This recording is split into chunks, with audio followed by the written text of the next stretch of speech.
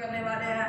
अली हजरत सहाबा सारे अफसर हैं, लेकिन उनमें से हजरत अली सबसे अफसर है। उन्होंने इस बात का नाम लगाया और इस बात को लेके उन्होंने अपने सहाबा अपने इमामों को अपने बड़े अब्दुल्ला बिन सबा यहूदी ने मिलकर इस बयान के मुताबिक इस तरह किया और सहाबा इकराम के दरमियान उन्होंने दुश्मनी का इजहार करवाया।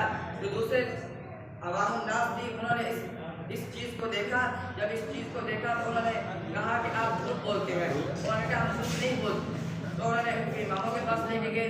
जब उनके इमामों के पास लेके गए तो उनके इमाम कहने लगे कि ये इमाम बाकर और इमाम सादिक इनके कौल हैं। उन्होंने रिवायतें गढ़ना शुरू कर दी। जब उन्होंने हजरत इमाम सादिक के पास हजरत इमाम बाकर के पास लेके गए तो उन्होंने ये बात की कि हमारा इन रिवायतों से हमारा इन बातों से मन गलत बातों से दूर का ताल्लुक भी नहीं है।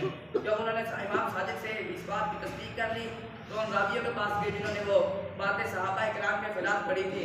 तो उनसे कहा अगर आप अपनी रिवायतों में अपनी मन गलत बातों में सच्चे हैं तो आओ हजरत इमाम सादिक के पास चलते हैं, उनसे तस्दीक करते हैं। और लेकिन वो कहने लगे हम नहीं जाएंगे उनके पास।